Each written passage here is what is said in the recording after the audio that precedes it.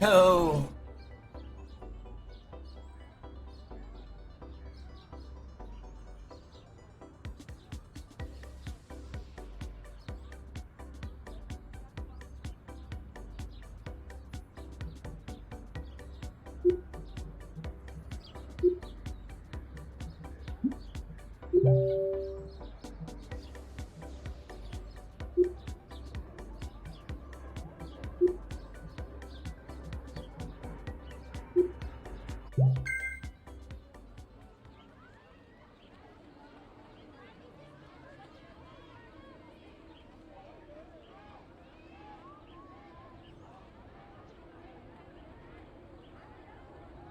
It's the opening day at the 106th edition of the Tour de France. Huge crowds in the Belgian capital of Brussels, just over 40 miles north of the French border.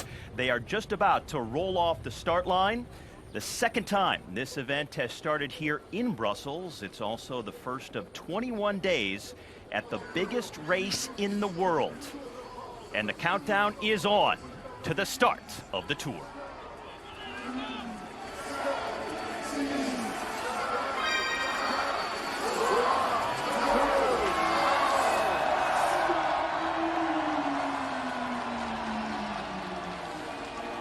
Eddie Merckx in the car, leading the riders off the start line. A lot of pageantry, ceremony, and what a scene here in Brussels. This race marking the 50th anniversary of Merckx's first ever Tour de France victory. Next to Christian Prudhomme, who runs the Tour de France. And tremendous crowds on a beautiful day in Brussels, lining the roadside, shaking hands with the riders, in awe of one of the legends.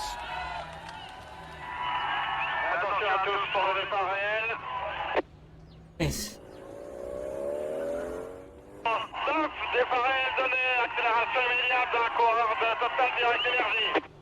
The start is on, says Christian Prudhomme. Allô, le départ réel donné à 12h26, 12h26 de cette première étape de la 106e édition du Tour de France. Une étape entre Bruxelles, Charleroi et retour à Bruxelles, longue de 194,5 km, 176 coureurs au départ. The official start of the day stage at 12:26, 12:26, stage 1 of the 106th edition of the Tour de France between Brussels and Brussels via Charleroi, 194.5 kilometers of racing today and 176 riders at the start. And we are underway, and it's the Wanty team who got the break in this race, a wild card 3 years ago, and have always finished their full team by the line. They're working very hard on the front. The object now, we're just down the road. We've got the Bosberg after we climb the Gedersberg, the wall of Gedersberg, and Bob. King of the Mountains points at stake. The man that gets over those two climbs is going to have a jersey to wear tomorrow in the time trial. And there is the stats on it, 1.2 kilometres. There is a maximum gradient in the middle of around 13%, according to the book that Tour de France gave us. One kilometer to the summit. Greg Van Avermaet leading at the moment. He'll know this climb well from his career in the Spring Classics. A big part of the Ronde van Vlaanderen, the Tour of Flanders, one of the monuments on the race season. Those are the giants of Flanders. You'll see them all over Flanders at major sporting events.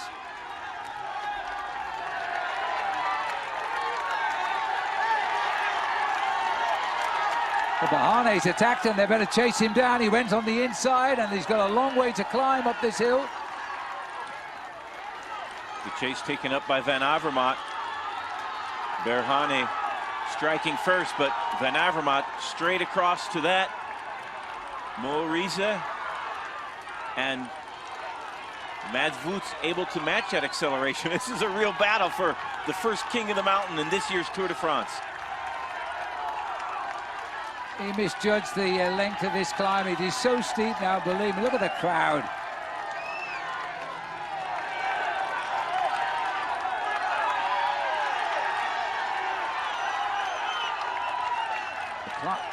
We're climbing to the little chapel at the top. Who's going to win, Bob?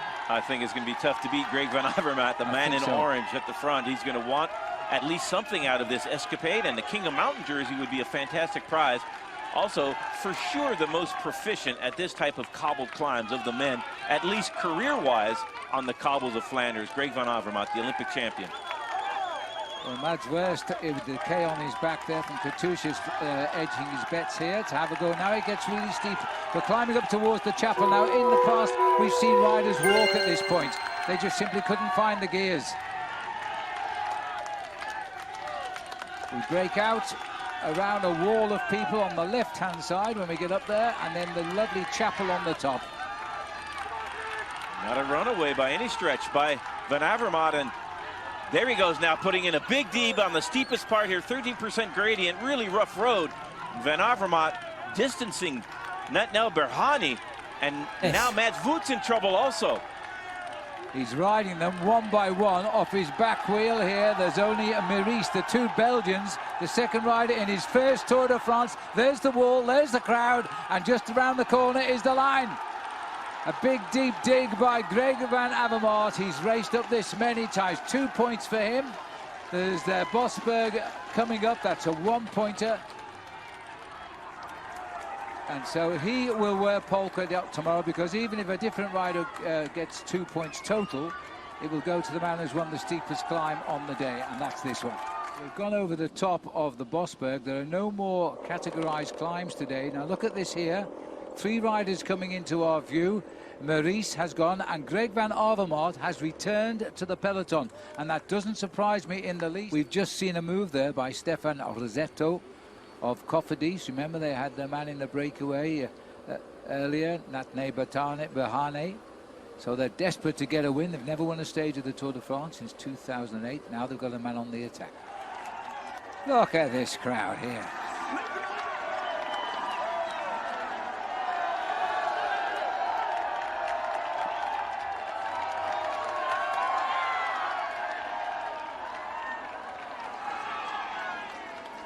Oh, there's been a crash here. This has been a crash here through that narrow streets of Teveren.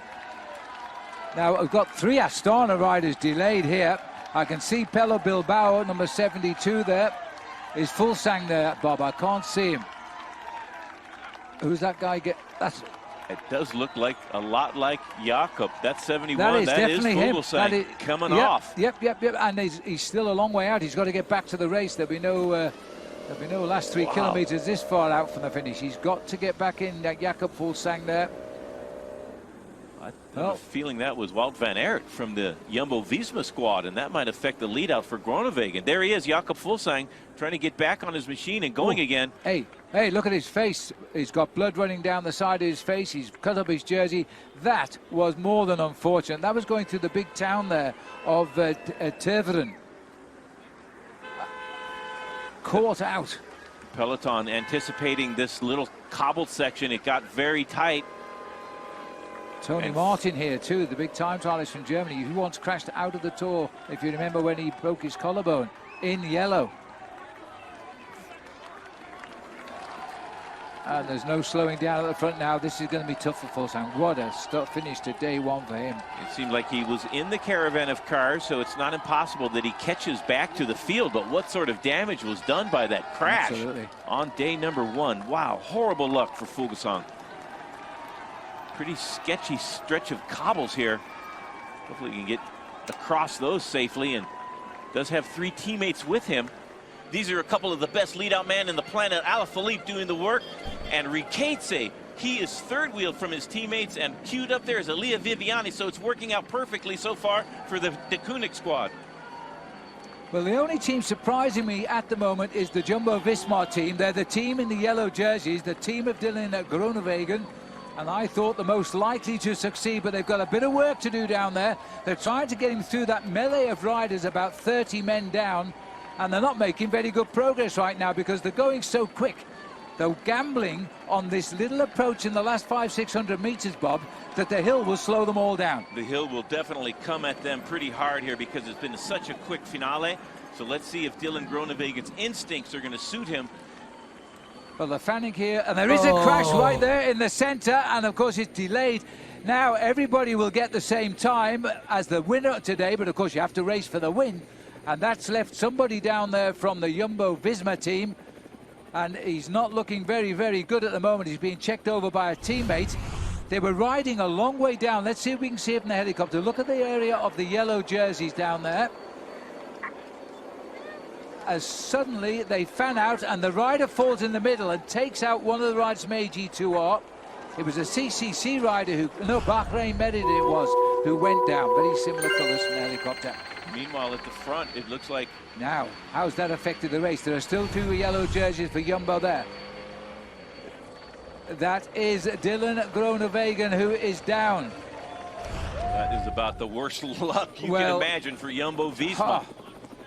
You just never know. As we come inside the final kilometre, Bob, Michael Matthews is being led up on the left as the now would go down the centre of the line here. Greg van Avermaet, his teammates trying to get him on turns, but can he get up here? I don't think so. Michael Matthews is poised. Matthews is the red jersey on the centre left of our picture. Sagan third wheel, it looks like, and Viviani moving up on the barriers. Elia Viviani, the rider in blue, about 7 men down here as he tries to make something of this. And Nizzolo is the rider in white, but he's falling away from it here. Peter Sagan is going to open up with all houses here.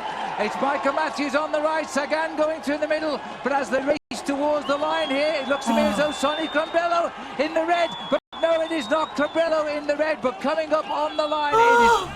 Well, I'm looking at the rider because to me, it looks to me like, I honestly don't know. It looked to me like, I'm not sure. Mike Tennyson or Wout van Aert from the Jumbo-Visma squad. Wout van Aert pushing Sagan to the line. That's going to go to the cameras. Well, if that was Wout van Aert, that is going to be an amazing result for Wout van Aert. And I tell you, that guy is soaked in talent. He's the world cyclocross champion of old. He's won that title 3 times. He's 24 years of age.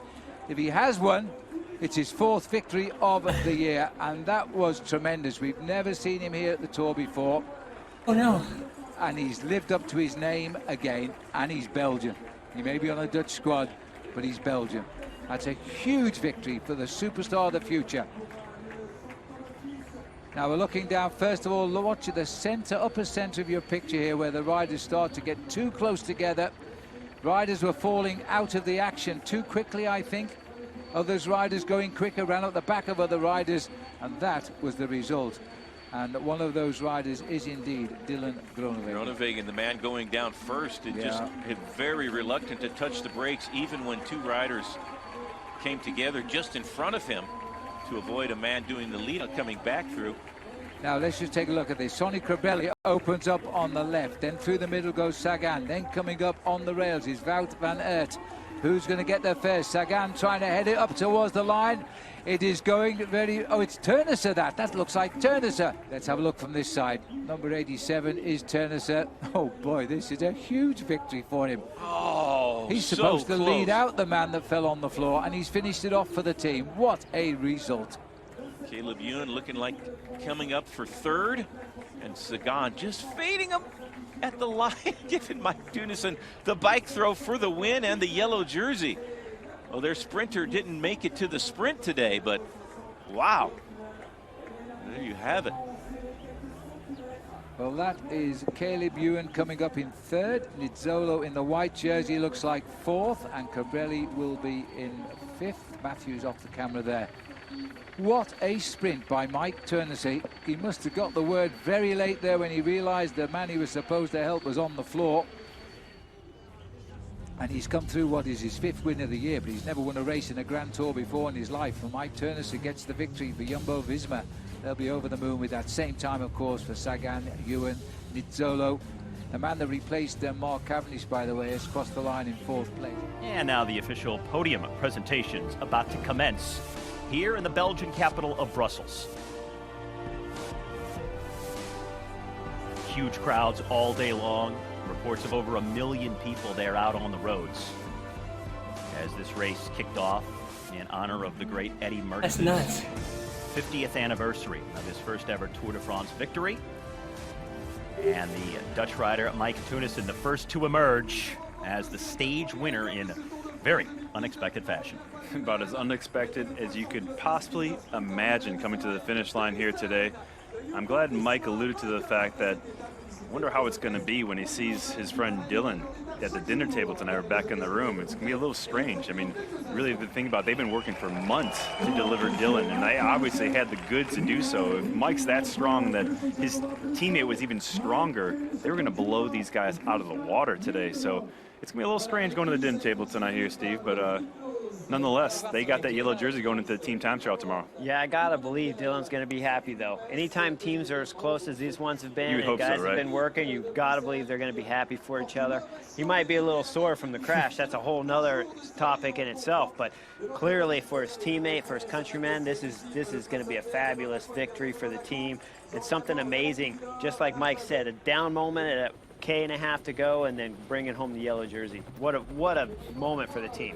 That is what you call depth on a roster for the Jumbo-Visma team. They had your #1 guy go down so late, and then the ability to recalibrate so quickly and still get a man in position for the victory. Well, first and foremost, let's just hope he's okay. You know, we have to think about his teammate, because tomorrow's a big objective, and he's a big motor. That being Dylan out there on the road. So Dylan, hopefully he's okay. He needs to go as fast as he possibly can and be an anchor tomorrow on that team time trial. But there we go. The greatest of all time, Eddie Merckx, given the jersey in his hometown in Brussels.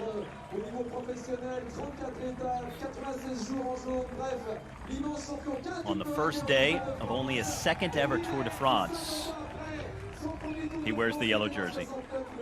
Fantastic moment. One he's always going to remember for the rest of his life. This will help make his career. It'll help boost the team sponsorship. This is a major moment for him in his life and in his family and his future family. Okay.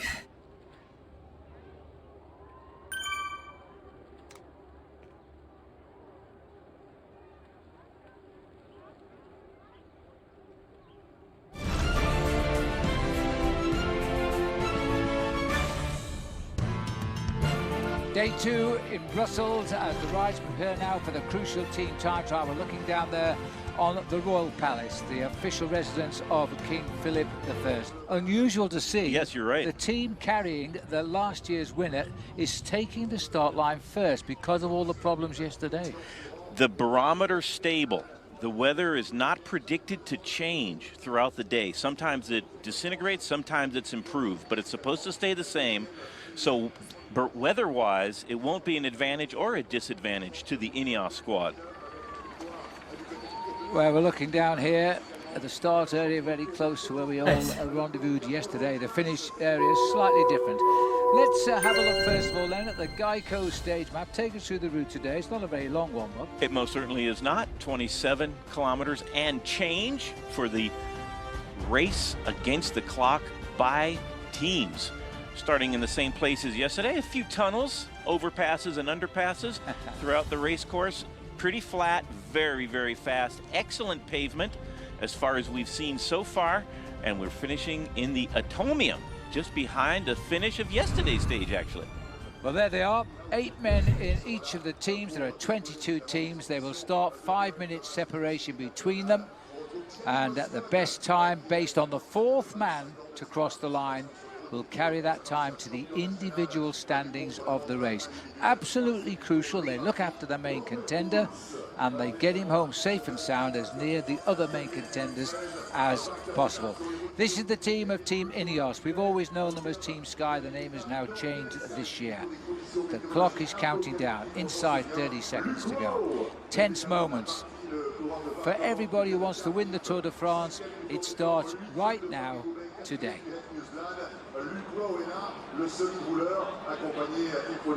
Recognized perhaps as the strongest team in the world. Inside 9.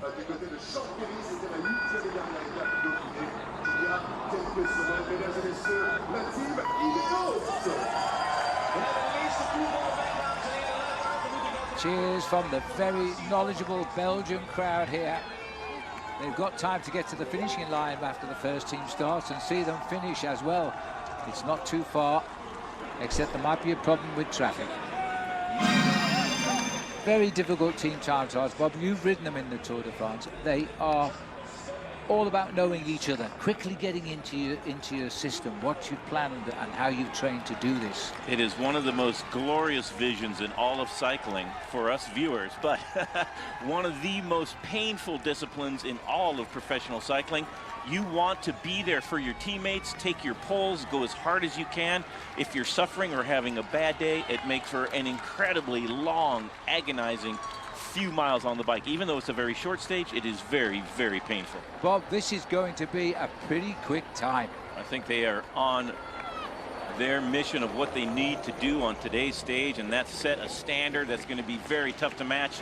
Castro Viejo on the left-hand side of your screen, one of the best time trialists on the planet, driving his team forward, coming to the finish line. Bernal is there, Geraint Thomas is there on a great ride for Team Ineos. Michael Kwiatkowski on the front, followed by Johnny Moscone, third wheel Dylan Van Barl. This team is flying.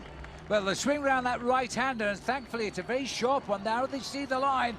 As they kick towards the line, the clock will not stop until the fourth rider passes the timing mat. That's the crucial thing, and all riders together get the same time. The riders who've been left behind, they get a different time. And if it is the best time, it could be the first rider of the team who will take the yellow jersey tonight. It's going to be a tough call. Who are they going to go to cross the line in first place here? Because that will be crucial. I doubt very much it would be Geraint Thomas. Looks like Geraint Thomas to me is going to be first across the line. The first rider across, well, it is Geraint Thomas. Now, if that turned out to be the quickest time of the day, Geraint Thomas will be the next leader of the Tour de France, and he is the defending champion. Approaching the finish here in Brussels in the stage 2 of the Tour de France. This is Groupama FDJ. They have been gaining time along the road on the leaders on the board, Team Ineos, and they're swinging towards the finish. And look at the clock. Ineos has finished, and somebody shot off. The leaders shot off on the side. Though that follower is David Agodu. As they, but Thibaut Pinot, the rider on the left, his face a picture, has to finish in these four. He's the team leader. He looks over his shoulder. The clock is ticking by. It's desperately close here, but they've dropped down into second place on the line. But nonetheless, Bob, they lose 12 seconds only to Ineos, and that is a big result for them. 11 seconds and change loss to Ineos. It's a fantastic ride in spite of Godot's crash on the last corner. That is Stefan Kung on the inside, absolutely drilling it throughout the day for the squad. Incredible ride. That'll be a big boost to the morale of Thibaut Pinot in a discipline he could have expected to lose quite a bit of time. They're right in there in the frame with Team Ineos. Amazing ride by Groupama. Just in time to see the arrival of Team Katusha. This could be a sprint finish. They are neck and neck with the best time on the board of Ineos, and they have given it a tremendous ride here. They are looking, they were 2 seconds better at the last check, 7 kilometers from the finish. Time are indicating they were almost identical at 2 kilometers from the line. They are now lining up for the finish here. There's the time of Ineos. Look at the time of Katusha. 4, 3, 2, 1. They have just lost the best time by a hair as they come up to the line. It's going to be 5.6 seconds down. They tired up that hill.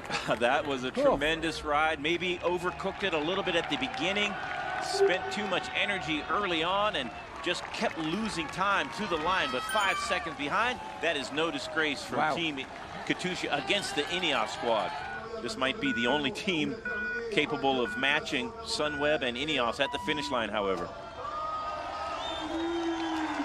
Enric Mas is their leader, but we don't know whether he's going to go well or flop. He's a young man in the development, had a great Vuelta a España last year. Now, can he deliver in the Tour de France? It's a very different bike race. Same distance approximately, but the atmosphere here in the Le Tour is so different. The departure of Jumbo-Visma, and that's the team. They're fighting and riding the Tour de France with Steven Kruijswijk, who's on 5 stars. Dylan Groenewegen was the sprinter who fell yesterday. The best time at the second check is 21 minutes and 9 seconds of Team Katusha. And De Koning has gone through there 2 seconds off that pace. Now, can they continue this? They're ahead of Ineos. In about 12 minutes, we'll know Jumbo's fate. if they come through that time check anywhere near the advantage they had at the first one, they're going to keep that yellow jersey for Mike Tunison, I would imagine, by the end of the race, unless he himself starts to run out of steam, run out of gas. If that happens, they'll have to wait for him, and that might be the only chance of them losing today's team time trial. But he looked very strong so far. This is a bit of a problem, though. Dries Davenant's already coming unglued, down to 5 men now for the de Koninck squad. He's done fast turns, completely committed. That's his job. Now leave them alone, let them get on with it. Got 5 fast men here under the last kilometre. Only require 4 at the finish. Clock stops on the 4th to cross the line. Purely a teammates. Very nasty chicane this in a team time trial. Flick left, flick right. We've seen one rider fall there. Alaphilippe a little bit too quick. Yves Lampard leading him there. Well, it's 29:17 the time they're shooting at. They're at 28:28 and counting. 47 seconds, 46 seconds to the advantage. There's the clock for you now. They head up towards the finish. 5 men around this final bend. Then they get to see the atomium and the finishing line. They grit their teeth. One more kick towards the line. This is going to be a ride by de Koninck. Sure, they haven't reversed. They were only 2 seconds off the best time at the check, 7 kilometers out. Did they find those 2 seconds along the route? Everybody wants to get there. The elastic is stretching. It's the 4th man who has to be the strong man, and that's the strength of the team. 4 men coming up, and it looks good. 10, 9. Is de Koninck going to stop the clock on green here as they race towards the line? It's going to be desperate as they come up. Where's that 4th man? It is close. Oh my goodness. 3/4 of a second too slow. Less than 1 second slower for de Koninck. Big smile on the face of the Ineos rider. Dashing to the line, but it's the 4th man. A throw of the bike there would have been the difference between perhaps a stage win and getting. It might not matter depending on what Jumbo-Visma does for the rest of the stage, but wow, thrilling finish by de Koninck. It just shows you how fast Ineos went in the closing mile. This is the team now. Have they done enough? The yellow jersey and drives it all the way now. Mike turns says, no, you're not taking my jersey off me today. It may have been a surprise yesterday when his team sprinter crashed just outside the finish. He took over and took out the sprint for himself and for his team. And now they've ridden their hearts out to keep him in yellow tonight. There's only 5 of the 8 men that started left. He's just done a real hard turn. Now he's gritting his teeth to hold that wheel in front. Ooh. We are just inside 2 kilometers to go. You got to be a little bit worried about Mike Tunison. The man in yellow took a very hard turn at the front. He's got to hold on to the wheel of his teammates. At this point, if they have to wait for him, that might be the only reason that he loses his yellow jersey on today's stage. He's got to just sit on the wheels. If I'm Tunison, I maybe skip a turn and just finish with my teammates and keep that yellow jersey. Team Ineos, watch and wait. They've sat there since the moment this race started. First team out the blocks, best team at the finish. 20 teams have come and gone. The 21st team could well be displacing them at the top. Around these dangerous chicanes as we get into the last kilometre and a bit. Sprinting on the back, that is Tony Martin trying to stay on terms with his teammates. 1 kilometer to go. Mike Tunison, brilliant riding for the man in yellow, defending that jersey. The fastest sprinter yesterday. Let's see. Bob. No, he's done a great job. They need a minute. The best time at the finish is 29 minutes 18. Look at the clock. They are riding to victory by probably 20 seconds here, maybe more. They have driven it, and they know it now. The Team Ineos boys, they're watching the yellow jersey stay exactly where it was at the start today. It won't be going to Team Ineos.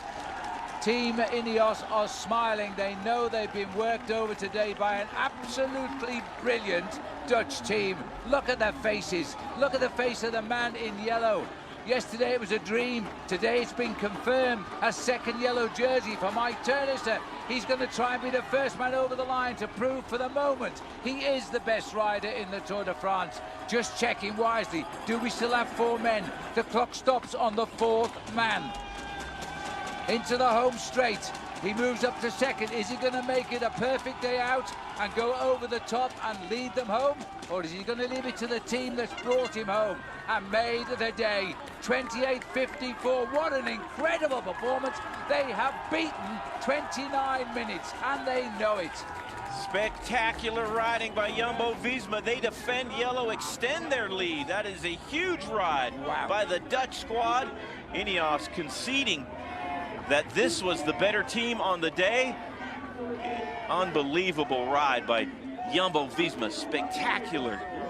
Well, hats off to them, Bob. That face, they knew at this point. They were just waiting to find what the time gap was. Here we are.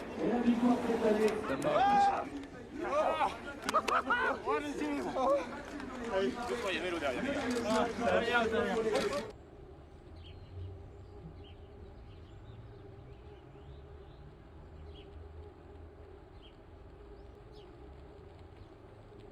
Good morning, everybody, and welcome to the Tour de France presented by Rocket Mortgage. We're on day 3 of the race today, from the French-speaking town of Barge in Belgium to France itself and the capital of the Champagne region in Epernay. Well, we are in for, I think, a really exciting day's racing today, Bob. This is a special sort of stage that the leaders won't like, and there'll be a lot of guys in that race believe they can win. Absolutely. They're the first 280 or so kilometers, pretty standard for the opening week of the Tour de France, mostly flat, but the finale, like you mentioned, like you alluded to, Phil, very hilly. 4 climbs that are categorized and a very tough kick up to the finishing line in Epernay. I think it's going to be one of the most thrilling opening week sprint stages, quote unquote, that we've seen in a long time. Very tough. 3 category 3s especially that come very close to the finish line. We're not quite at the start yet, so let's check in on the Geico stage map. This is the route today, really interesting. Leaving Belgium and down into France. Into France after the first 12 kilometers, finally. Seems like we've been in Belgium forever. 215 kilometers, 134 miles straight south until you get just outside of Epernay. And these are the climbs that everybody has been talking about pre-race and on the morning of the race. These 3 category 3s. That B under the final category 3 means that there's an 8, 5, and 3 second time bonus. Very new to the Tour de France, a brand new feature this year. These are the leaders. The resounding shouts from the fans here as we edge ever so close now to the French frontier. It's only 6 miles from the flag in the car today before we cross the border. There'll be no stopping to check passports, straight through at full speed today. And there's been action at the front too, because we're getting messages through that in fact Tim Welland has attacked the breakaway and got away so far. And we're showing him just now 17 seconds ahead, and there he is of the 4 riders. He went at 5 kilometers before the top of the Côte de Nantoy. Now let's see if we can show you that. He came from a perfect position, but right from out of sight of the riders. Gone, no reaction. Been the leader since early in the stage, starting today's stage just a little bit behind, minute plus over Mike Tennyson. So at the moment, minute 30 advantage. So he's been the virtual leader throughout today's proceedings, and still continuing to maintain a minute 30 advantage over Mike Tennyson. I think they'll close that down. Might not get yellow, but he might definitely hold on for the stage. Now it is De Koning, and they're looking to try and take their man, and Greg Van Avermaet is in there in that polka dot jersey, and he's another candidate for the win today. Well, he had a brilliant day of pacemaking. He was on the front for 1.5 hours earlier on to keep this race in touch, so Tony Martin now deserves a little rest. He's falling away. De Koning now doing the work that Mike Tennyson's team, Jumbo, maybe should be doing, but be that as it may, Tim Welland's starting to really struggle now. 2 climbs to go. Right at that banner, he'll have enough points to get the King of the Mountains jerseys off the shoulders of Greg Van Avermaet. And if he does get caught, he will at least come away with a little bit of a consolation prize. Unless, of course, the field catches him before the next climb, and then Van Avermaet would have a chance to get some more points. Well, this is narrow climbing now, and the heads of state are getting to the front if they can. Team Ineos has moved themselves up there as well. Bet your life. Geraint Thomas is there, the former winner, about 4 riders down the back. Julien Alaphilippe has moved up into 2nd place, waiting for his opportunity, but he's got a dangerous man on his wheel. And Daniel Oss is making sure Peter Sagan stays in situ as well. 3rd wheel, Greg Van Avermaet, he does have a chance to get a single point. That would put him on equal points with the man off the front, Tim Wellens, and it'll go down to the next climb. So let's see if Van Avermaet goes for this, number 1, and number 2, if he doesn't put his teammates on the front to catch Tim Wellens before the last couple of climbs of the day. Well, there's no doubt that Van Avermaet will go for the 2nd place up this climb because it's worth a point. It keeps him in the lead. Bistrom being dropped, doing a lot of work. And you can see the pace in the front. A lot of riders getting dropped now, so really tough stage so far and getting tougher as they go closer to the finish line. Another strong rider, Education First, has had a rear wheel puncture. I want to say Omar Freila from Astana going to the front. Let's see if Van Avermaet doesn't make a little move himself. He's slipping a little ways back. There's Jakob Fuglsang and Alejandro Valverde with Nairo Quintana on his shoulder. Quintana in blue, staying near the front, doesn't want any mishaps to add to the... Oh, Quintana going for the KOM points there. Wow. Well, I'm not sure he didn't get them either. He's very close to the Astana rider. This is the carnage at the back now as riders are cracking big time here. Caleb Ewan, he's a sprinter and he's not going at all well on these little climbs. It's not his finish today. He was 3rd on the opening day of the race. Wellens wants at least the 8 seconds and the points that will confirm him as leader, the king of the mountain. It's going to be desperately close. The riders behind want the bonuses for themselves. They could be very valuable later on. He's looked over his shoulder a few times. He knows they're right there. 13 seconds. Here comes the launch now. They're all looking at each other and then they're going to try and sprint it through. Those motorcycles need to get out of there. Wellens holding on, and let's see if Egan Bernal comes out of the field and goes for those 8 seconds time bonus. There's Alaphilippe. He was the one they set it up for. He's gone. This man has so much individual power. Julien Alaphilippe. And is he going to get him right on the line and snatch 8 seconds? He's coming up like a train here. The line is right there. And he's got the 2 points, 8 seconds. And now Alaphilippe says, you coming or not? And in fact, he's stopping here. A problem for Wellens' bicycle, it looks like. Putting his hand up and asking for the team car right after the sprint for the king of the mountain point, followed by Julien Alaphilippe. Now Alaphilippe off the front by himself. Yellow detached. In trouble. Yellow detached. This hill is so steep and it's hurt Mike Turner. Now we're looking for a new candidate. I'm not too sure what is going on here at the moment, Bob. But that was one of the riders from Marquet. I think it wasn't one on Barguil, was it? It was Gisbert, if I'm not mistaken. Elie Gisbert. Okay, let's hope if there has to be a choice. I'm surprised no teammates for Tunisian have come back from Jumbo-Visma. Maybe they're not able to. And chasing this man, Julien Alaphilippe, trying to go solo from a long ways out. And he's gambled he can make it to the finish. 33 seconds. They are not increasing him. The lead car, the Tour de France, has flown past our windscreen. I don't know he's going to make the right turn, which is only 100 meters away. Well, if Alaphilippe gets to our window, there he goes with that advantage. No way they're catching Alaphilippe today. He's flown down the distance there. He's turned around. He's gone across the square. That's where we stayed yesterday. As the crowd cheered him through. This is Epinay.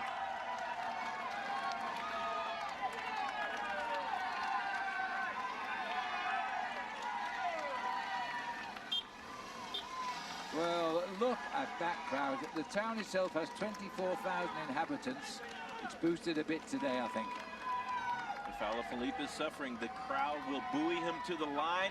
There is 1 kilometer between Alaphilippe and glory on today's stage. There goes the field, right past our window. Our commentary spot. Surely they can't bridge that gap now. 1 kilometer to go. There is 1,000 meters, 900 meters. Come on, grit those teeth, Alaphilippe. There is a climb to the line. The last 300 meters are very steep, so he has had to leave a little bit of energy in the tank. If he's going to survive, I'm not going to give him a 100% chance at the moment. I agree. There's a little idea of how steep it is up to the finish. He knew how steep it was. He's been there, he's trained it, he's counted it. He's looking over his shoulder for the first time. He sees them coming because they're only down the dip there. Alaphilippe, this is the 1 kilometer marker here. I presume that's not for Alaphilippe, though, that's for the peloton. So he's about 500 metres from the line, maybe a slightly... What a ride, Bob. This is what makes the Tour de France. There's nothing more romantic than a return to French soil for the Tour de France, and a Frenchman takes the day. No luck for De Koenig in Belgium, their home country, but once they got back to France, their Frenchman, their star, Julian Alaphilippe, on the season of his career, delivering another stage win to De Koenig and another great win for himself. It is a third Tour de France. He's wore the white jersey for 5 days. He's led in the King of the Mountains of the Tour de France. And now he is coming home for his third ever stage win. From the Grand Bournon in the Alps to Luchon in the Pyrenees to the finish here in the capital of Champagne. He gets his third ever stage win of a Tour de France. And this one, I bet, will be the sweetest of them all. He cannot afford to ease off those pedals. We're going to see the riders in the chase behind, but it's all too late. He made the move. He won the day. Let's start the clock now. Time bonus he has Greg Van already got. Avermaet going on the right left of our pictures. We look. He's going to need 15 seconds before this group comes. He might have enough in hand to do it. He's got it. This is going to be a long ride Matthews up to line. through. Sagan is trying to get it through, but it's not going to be for him. But he will keep the green jersey, or rather take it for the first time. He'll be the leader of that competition. And the yellow jersey on countback, I think. Well, I've got so many papers here now. It's got to go to Alaphilippe. It's got to no go, doubt hasn't about it? it. It's Yeah. got to be Julian Alaphilippe, the man in the maillot jaune tonight. That'll be another first. That was unbelievable.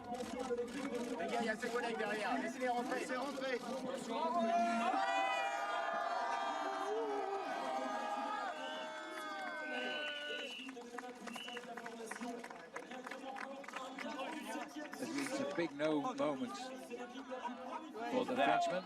Was an impressive ride. Wow. This is the biggest. I gave him almost no chance of winning the stage when he attacked on the last climb, many miles from the finish, but the descents he put in and the power he put onto the pedals And is that just four-man absolutely chase group amazing. of Woods, Lander, Schachmann, Lutsenko, they almost caught him and they got picked up by the peloton. He rode away. He did. He pedaled Save away the from... applause, save some applause for this man. What a magic 2 days. He's not really unhappy. He's just, thank you, he's just ending a perfect weekend. And I think when we count it down, Jumbo-Visma will have lost the yellow jersey, because by our calculation, Van Aert will come up into second place behind this man, who is now going to pull on his first ever maillot jaune of a Tour de France. This is not a repeat, this is new. Before we saw him being congratulated for winning the stage, now he puts on yellow as the race leader. Yeah, we've had a lot of redundancies over the last couple of days. I think that will start changing as we go forward. We won't be seeing the stage winner also be the yellow jersey holder, but nonetheless, and you have to remind yourself, you've seen that 26 seconds to second place, and you have to remember that he did that by himself. Really, I just keep on scratching my head how he did that on the national road all by himself, and then really still having the amount of horsepower left to go over the uncategorized climb. And of course, the climb to the finish line, which they all made look flat. Let me tell you, it is not easy. Yeah, you look at the time he gained right when he took off on his attack, and then you look at how long he held that and the small margin before the line that he gave up. It was an impressive ride. One that just showed force and strength and his ability to recover on the small descents, to be able to get back on the pedals again and start pushing that hard up the gradients of the climb to the finish of the line was beautiful to watch. I mentioned in second, third, and fourth place, 3 members of Jumbo-Visma. And this name right here, Christian, Wout van Aert, what should we know about him? Ooh, it's a new one. He is new. I mean, he's a cyclocross rider just until he was a world champion 2 times. And this year, first Grand Tour, first Tour de France, and now in second place overall, best young rider as well. He's a stud. I mean, we have to watch him very closely. The possibilities are completely endless with this kid. We have no idea. He just won a time trial, and the next day he won a field sprint in the Dauphiné. Who knows what he could do? it.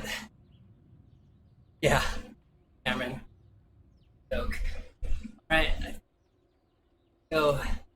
Leave that for. Leave that for Thursday. I will be back on tonight. Catch up. All right, see you guys all then.